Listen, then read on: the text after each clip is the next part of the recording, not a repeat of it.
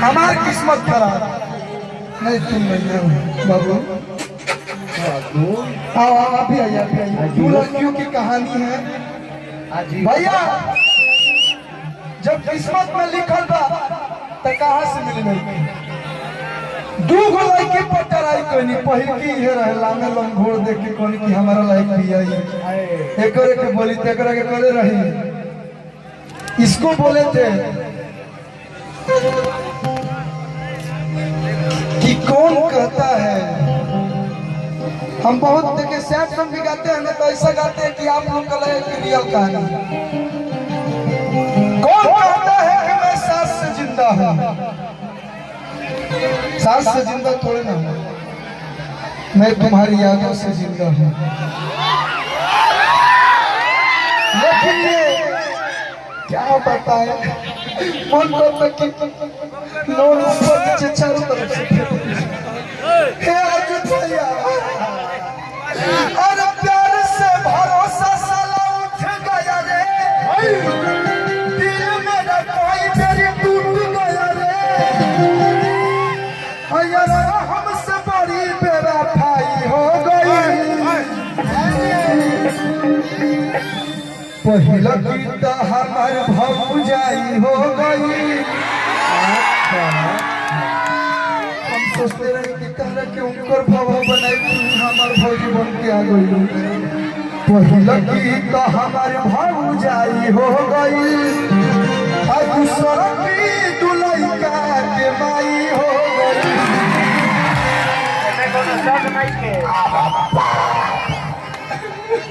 कहे बा कि प्यार से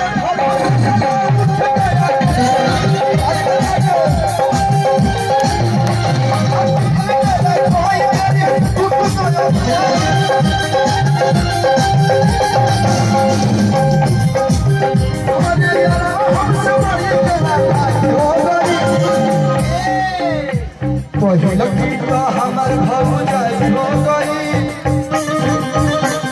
पहिला गीत हमार भौजाई हो गई।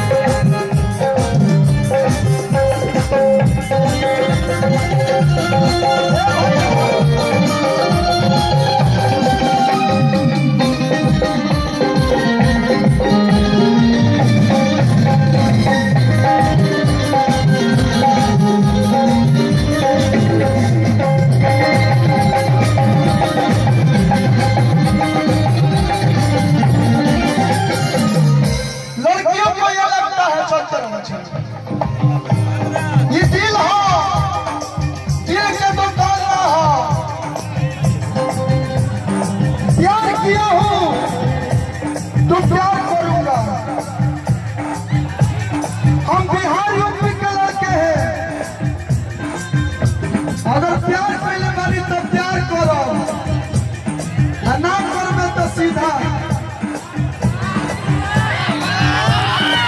लेकिन आज के जमाने में भैया ये लड़कियां दिल को क्रिकेट का बॉल समझती हैं। दिलवा बॉल बन गई क्रिकेट के, जतरे मन करे ना सच्चा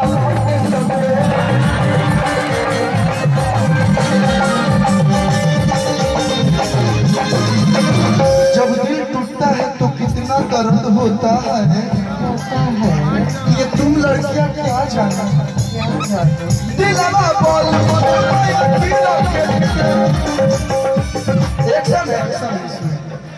दिलवा तुम बैटिंग करो, अच्छा हम बॉल फेंकेंगे मार देंगे। दिलवा बॉल मोहब्बत करे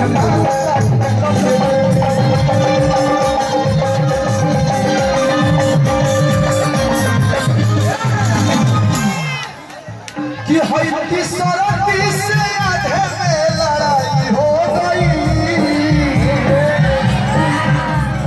मैंने तुमको प्यार किया अपना समझ के, तेरे बाप ने मुझे पीट दिया तबला समझ के तीसरा किस्सा हो गई पहले तो हमार भौजाई हो गई पहले तो हमार भौजाई हो गई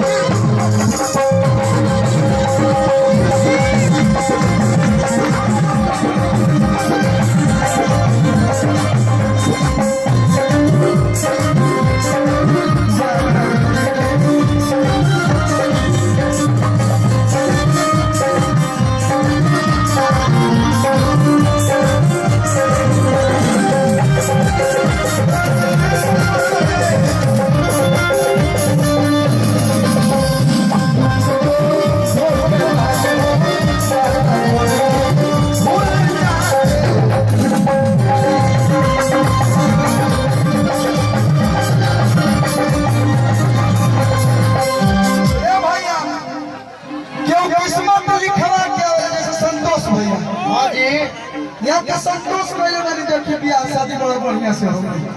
अब शूटिंग में यहाँ के जाए ना कब शूटिंग करना हम के जाए लेकिन हमारी किस्मत देखी एगो झारखंडी रहा तो का दे कौन रहा दे बस एक सूचना है हां हमारा किस्मत में भैया हमारा किस्मत में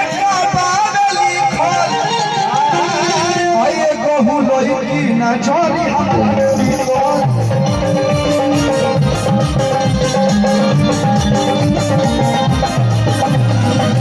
हमारा किस्मत में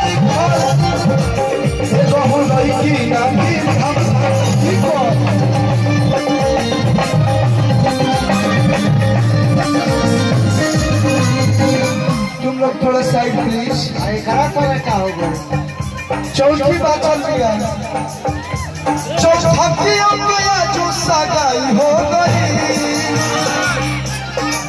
तू मुख हो गई चौथी जो सगाई हो गई पहल की तो हम भौजाई हो गई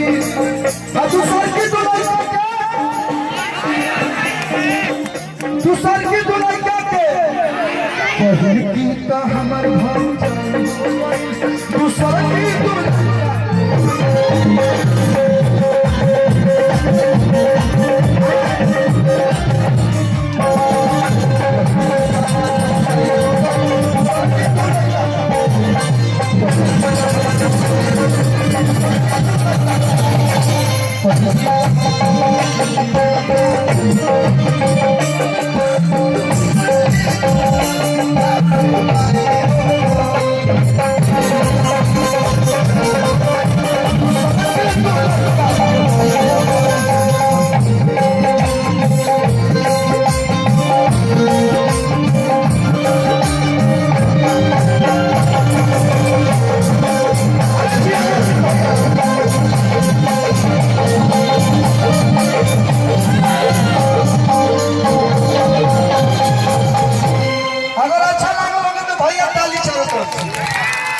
पहले की तो हमर भौजाई हो गई दूसर